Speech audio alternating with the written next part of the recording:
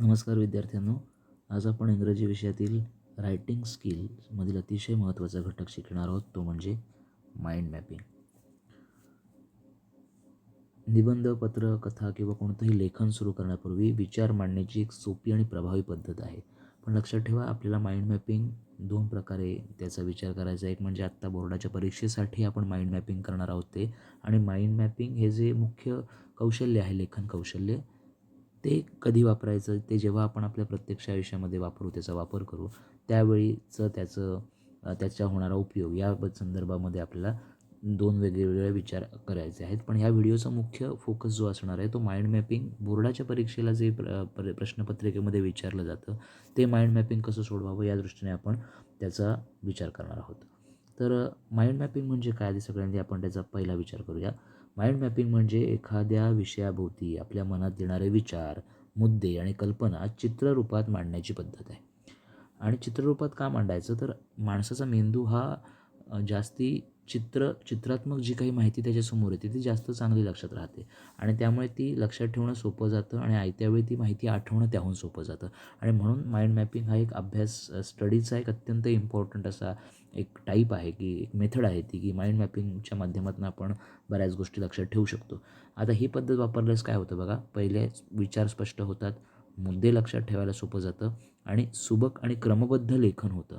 कारण जेव्हा मोठी उत्तरं आपण पाठ करतो किंवा मोठे पॅरेग्राफ्स वाईज जे मोठी उत्तरं लिहायची असतात, दीर्घोत्तरी प्रश्न जे असतात ते त्यांची उत्तरं लिहित असताना जर तुम्ही पॅरेग्राफच्या पॅरेग्राफ पाठ केले आणि तसेच्या तसे लिहायचा प्रयत्न केला, तर एखादा जरी शब्द राहिला तरी पूर्ण उत्तर जे आहे ते गडबडू शकतं. पण त्याच्या आधी जर आपण माइंड मॅपिंगच्या माध्यमातून जर सोडवण्याचा ते प्रयत्न केलात, माइंड मॅपिंगच्या माध्यमातून ते लक्षात ठेवायचा प्रयत्न केला, तर निश्चित त्याचा फायदा होतो. आता पुढचा मुद्दा आपल्याला बघायचा आहे, how to create mind mapping. Mind mapping कसं बनवायचं बघा, एक साधा विषय आहे तो म्हणजे माय स्कूल असा विषय आहे. वरती पॅरेग्राफ आहे आणि त्याचं आपल्याला करायचं आहे माइंड मॅपिंग. सर्वात आधी आपल्याला माय स्कूल हा मुख्य मुद्दा आहे आपला, तो लिहिला आपण. त्यानंतर कोणत्या प्रकारे माय स्कूलबद्दल आपण जर बोलायचं असेल तर कोणकोणते मुद्दे घेऊ शकतो बघा. त्याच्यामध्ये शाळेची बिल्डिंग आहे, शाळेमध्ये टीचर्स आहेत, प्लेग्राऊंड मैदान आहे, इतर ॲक्टिव्हिटीज कोणकोणत्या आहेत ते आपले उपमुद्दे आहेत, सब पॉईंट्स आपले आहेत. आणि मग परत बिल्डिंग कशी आहे बघा, वेल व्हेंटिलेटेड आहे, चांगली प्रशस्त बिल्डिंग आहे, हवेशीर आहे, वेल लीट, प्रकाश व्यवस्था तिथली चांगली आहे. टीचर्स कसे आहेत, हेल्पफुल आहेत, क्वालिफाईड आहेत. आणि प्लेग्राऊंडबद्दल काय लिहू शकतो, मोठं आहे प्लेग्राऊंड, जे वेगवेगळ्या प्रकारचे खेळ खेळले जातात, PTचे पिरियड त्या प्लेग्राऊंडवरती होतात. ॲक्टिव्हिटीज काय आहेत, गॅदरिंग आहे बघा, स्टडी टूर आहे बघा, या प्रकारच्या ॲक्टिव्हिटीज आपल्या शाळेमध्ये घेतल्या जातात. अशा प्रकारे माय स्कूल या विषयाचं जे माइंड मॅपिंग आहे ते आपण करू शकतो. तर अशा प्रकारे प्रत्येक मुद्द्यापासून छोट्या रेषा काढून त्याबद्दल अधिक माहिती आपण लिहिली आणि एका नजरेमध्ये तुमचं हे माइंड मॅपिंगचं जे उत्तर आहे ते तयार झालं. आता एक्झाममध्ये माइंड मॅपिंगचा उपयोग कसा होतो बघा, परीक्षेमध्ये माइंड मॅप दिला जातो आणि त्यावर आधारित तुम्हाला परिचित किंवा निबंध जो दिलेला असतो त्याच्यावरनं माइंड मॅपिंग किंवा एखाद्या विषयावरती माइंड मॅपिंग केला जातो. आता काय लक्षात ठेवायचं आपल्याला, तर सगळ्यात महत्त्वाचं की सर्व मुद्दे आपल्या लेखनामध्ये समाविष्ट झाले पाहिजेत. रचना जी आहे साधी सुटसुटीत असावी आणि मुद्द्यांचा क्रम योग्य असावा, पाठीपुढे मुद्दे होता नयेत, हे त्याच्या पाठीमागचं मुख्य हेतू आहे.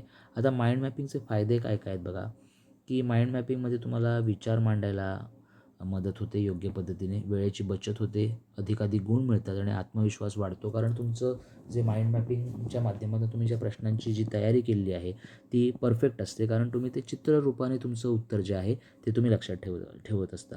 आणि म्हणून माइंड मॅपिंग हे फक्त बोर्डाच्या परीक्षेपुरतंच नव्हे, तर माइंड मॅपिंग हे एक स्टडी मेथड आहे जी तुम्ही तुमच्या पुढच्या आयुष्यामध्ये, पुढच्या विद्यार्थी जे तुमचं आयुष्य आहे त्याच्यामध्ये तुम्ही त्याचा वापर करून चांगल्या पद्धतीने तुमच्या विषयाची तयारी करू शकता. आणि त्याच्यासाठी माइंड मॅपिंग निश्चित तुम्हाला हेल्पफुल ठरेल. तर विद्यार्थ्यांनो, माइंड मॅपिंग ही फक्त एक ड्रॉइंग नाही आहे, तर स्मार्ट थिंकिंग टेक्निक आहे. लेखन सुरू करण्यापूर्वी 1 मिनिट माइंड मॅप तयार करा आणि तुमचं उत्तर नक्कीच उत्तम बनेल. व्हिडिओ आवडला असेल तर लाईक करा, शेअर करा आणि चॅनलला सबस्क्राईब करायला विसरू नका. धन्यवाद.